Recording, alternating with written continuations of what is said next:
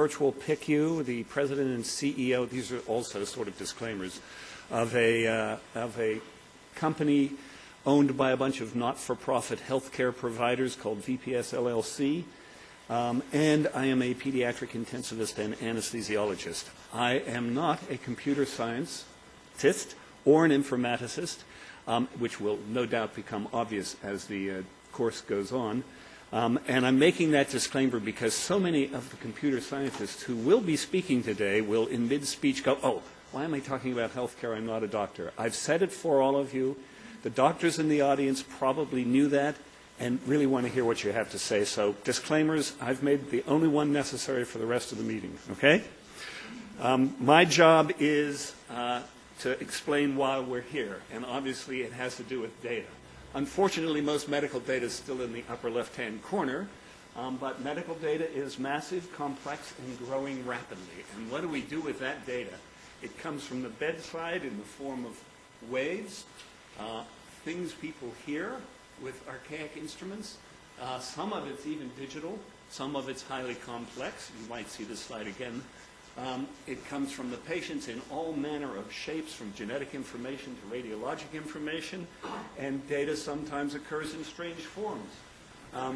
Data sometimes perplexes physicians, leaves them scratching their head, and occasionally leaves them highly skeptical that any more data or anything that people want to do with the data is actually going to help their patients.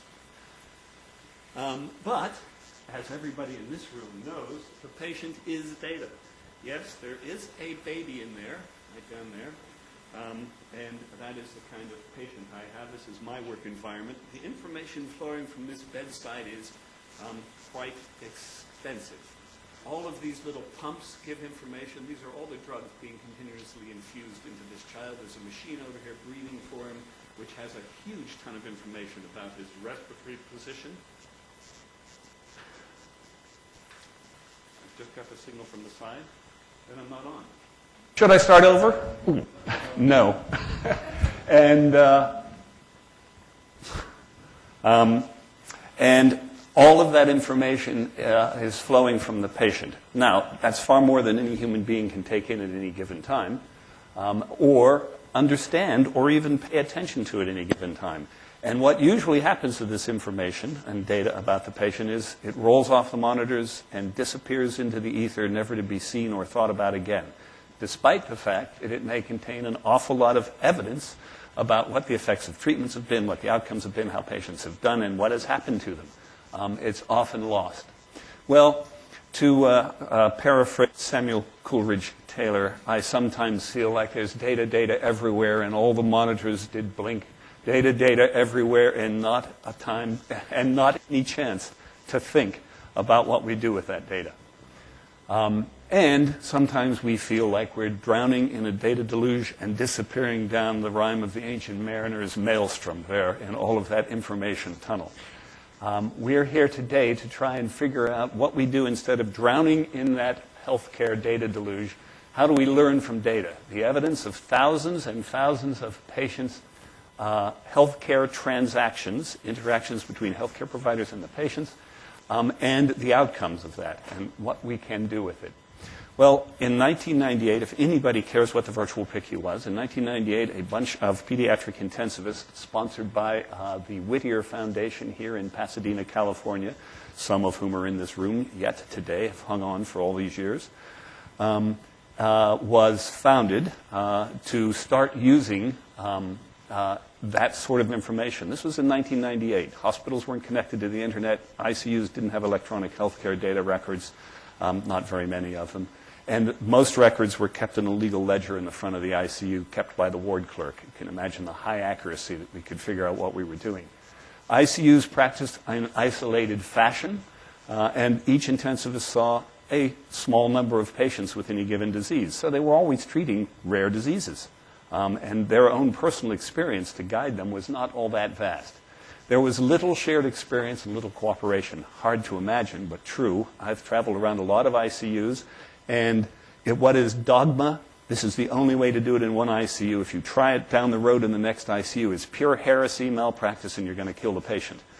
Surely they can't both be right.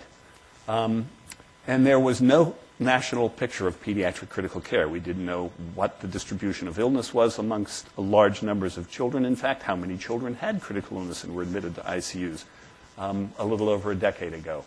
And we were developing a desire to stop wasting all of that data from the bedside and actually attempt to learn from it. The vision statement of the virtual PICU is we will create a common information space for the international community of caregivers providing critical care for children. Every critically ill child will have access to the virtual PICU, which will provide essential information required to optimize their outcome. And we decided to do this by leveraging information technologies to improve care. Telemedicine to bind us together with distance learning, quality improvement, which is what led to the spin-off company I mentioned earlier, VPS LLC, which now has over 120 hospital members, collecting data on every single admission that's severity of illness adjusted. The outcomes and procedures are there. And we now have over 400,000 critically ill children database. It provides comparative reports and has sponsored many research projects as well as collaboratives, and an estimate off the back of the envelope was saving of lives between, by projects done and quality improvements done, of about 20 to 30,000 a year.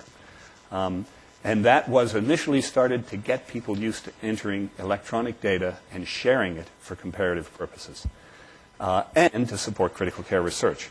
But what the virtual PICU was really interested in is what this conference is about today. How we collect highly granular, massive amounts of physiologic, laboratory, radiologic, etc., data about patients and use it to give us data-driven discovery and decision support at the bedside.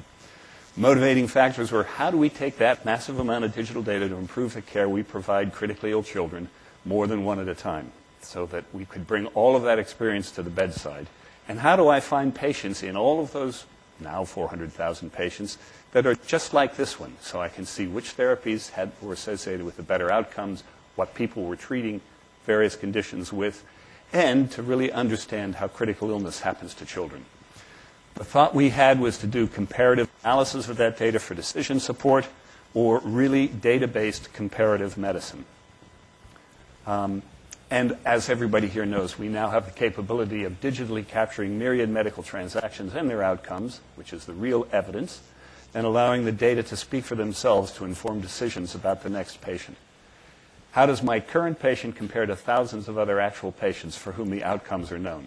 Real evidence-based medicine. That's what actually happened to thousands and thousands of patients.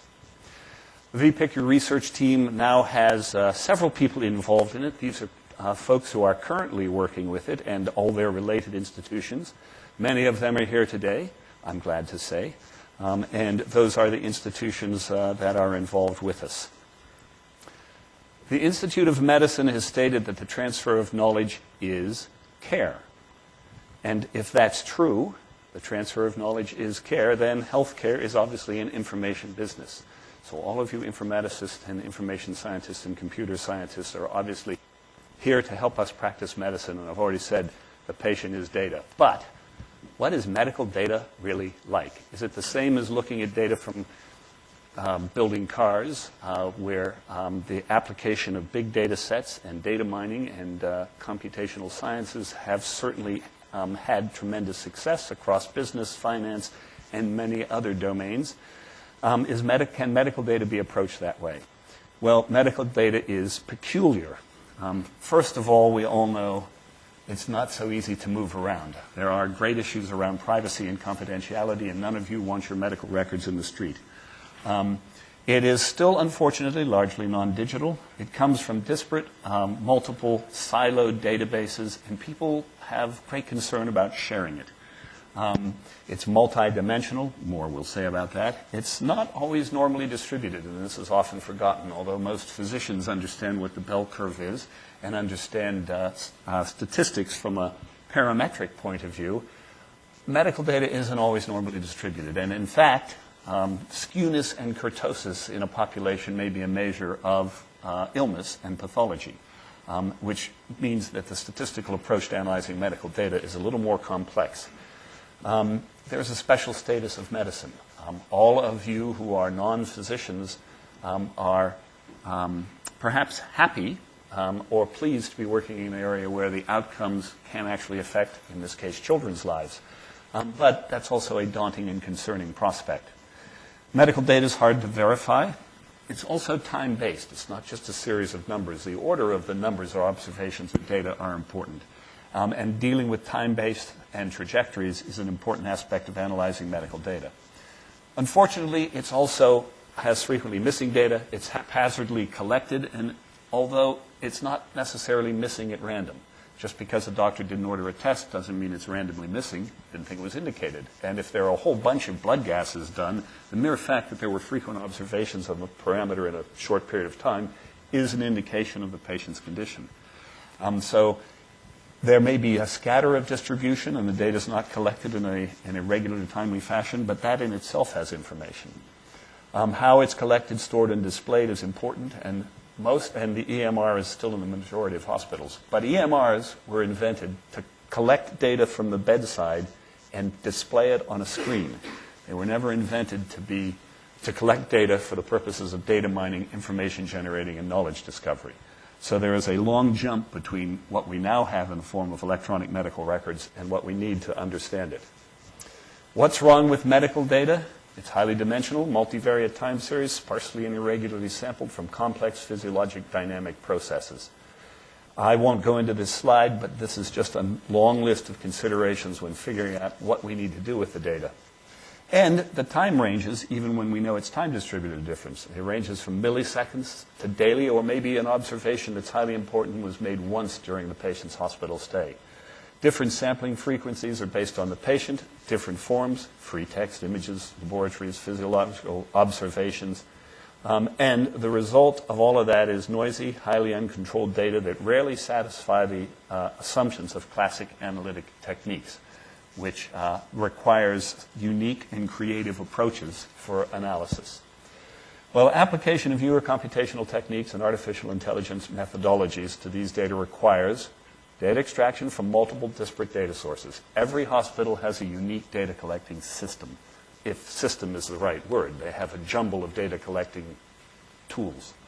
Rationalized, secure data architecture is required if we're going to use it for analysis, and robust analytical computational tools applicable to large sets of clinical data to develop novel digital representations of groups of patients with known outcomes, to really understand the patients we've had in the past, and similarly derives analytical computational tools applicable to individuals who have an unknown and potentially alterable outcome. So, transforming medical care requires large stores of highly detailed granular data, a robust, flexible data management approach, techniques for turning big data into information, effective presentation of that information to the bedside clinicians, and finally, clinicians and researchers who can actually use these tools and apply them back towards patients. That's what we refer to as meaningful use, and we chose the term meaningful use knowing that there is another governmental term, meaningful use, that has to do with application of computers in healthcare. We think meaningful use is actually taking the next step and using the data they capture for us for meaningful use at the bedside. So that's what this conference is, the meaningful use of complex medical data, which is pronounced MUCMD, if any of you wondered how to say it as a word. We thought it was the most attractive term we could come up with. So, meaningful use of complex medical data is sponsored by and hosted by, let's see, did I say that? This is hosted by Children's Hospital Los Angeles. Children's Hospital Los Angeles was founded over 110 years ago to look after the poor indigent children of LA, and has now grown to a large international provider of health care for children. And I say it's also hosted by Jet Propulsion Labs of NASA, and all of you know that that is associated with, affiliated with, or belongs to, I'm never sure which, but we always say that the same thing about our relationship, Caltech. And everyone knows that, but not everybody knows that Children's Hospital Los Angeles is not associated with UCLA, okay? Just because CHLA contains 3 out of 4 similar words is no reason to be confused. Now, I say this because it is a touching point to all of us. My good friend here from Johns Hopkins looked at UCLA for me for many years when he knew I'd come to CHLA because, well, CHLA is a leading children's hospital and UCLA is in Los Angeles. They must be the same place. I've had people complain I don't really work here because they were at UCLA looking for me. So I'd just like to say that normally the relationship between UCLA and the university I do work for looks more like this, okay? And that means, of course, that Traveler is always happy and spends a lot of time on the field. Whoops, I'm sorry. And CHLA is associated with the University of Southern California. Now that that's all cleared up, I can move on, and it's time to thank our sponsors. This meeting is brought to you by the National Library of Medicine. They are celebrating their 175th anniversary. That means they're nearly as old as the United States. Did anybody know the Library of Medicine was around Charles Shaw Billings? 1836, is that right? Something like quite a while ago. Anyway, the 21st century approach they're taking will leverage electronic records used for healthcare and public health reporting and employ new ways to capture clinical research data. This is from their website. So I'm pretty sure the NLM, which kindly funded a challenge grant through the American Recovery and Reinvestment Act for the virtual PICU and several of the investigators that are in this room, called Advanced Computational Framework for Decision Support in Critically Ill Children, also is funding, in part, this conference as part of that grant, that we would get together and have a symposium looking at these issues. So I'd like to thank them. I'd also like to thank our platinum sponsor, AT&T Interactive, who may show up today. Our gold sponsor is Cerner. Cerner is the hospital information system that we use at CHLA and is a purveyor of hospital electronic medical records and information systems, and we have been in a partnership with them for several years. And our silver sponsor, Cardiopulmonary Corporation, which is a data capturing, management, and presentation firm that uses complex physiologic data and presents it in multiple useful formats for clinicians, who is our silver sponsor. So I'd like to thank all of our sponsors. Please speak to them while you're here.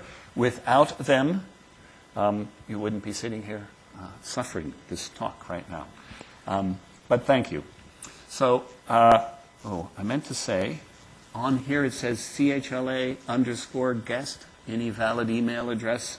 That's how you get on the Wi-Fi system here. Find the Wi-Fi connection. I realize there's a bunch of computer folks here. Most of you have probably already figured this out. But the password is CHLA_guest, and then enter your email address, and you'll be online if you need to get online during the conference. Other things, there are plenty of assistants here floating around. They have special badges if you need to find things like the restroom or outside world or get directions or find the food or ask any questions. They're here to help, and certainly you can ask me or anyone else. This grew out of a thought to put a few researchers together to talk about where we should be going in the next 2 years, and expanded as people asked to come, and we decided to invite people. But it is a symposium. I'd like to invite everybody to ask questions of the speakers. It's supposed to be interactive and knowledge discovering, not just a bunch of presentations. So please ask questions. Please make it very interactive. And if you're not, I will call on members of the audience to either ask questions, or I'm not beyond asking members of the audience questions. So I'd like this to be interactive. The general outline is there'll be breaks throughout the day, good time for talk and food. Lunch will be in the courtyard with the posters. If you have a poster presentation, please set it up in the courtyard whenever you get a chance, preferably before lunchtime. They stay up for the whole meeting. There will be a poster discussion, a guided poster discussion after the meetings, short talks this afternoon with, let's see, I think we have Californian wines and plenty of food in the courtyard out there with the posters, which will finish off the evening. Jeff, is there anything else I should talk about? Are there any questions? Does everybody know why they're here? If you're not here because if what I said is you don't want to be here, it was nice meeting you this morning. And with that, excellent, I finished ahead of time. With that, it gives me great pleasure to introduce our first speaker, Valerie Florence, who is the Deputy Director.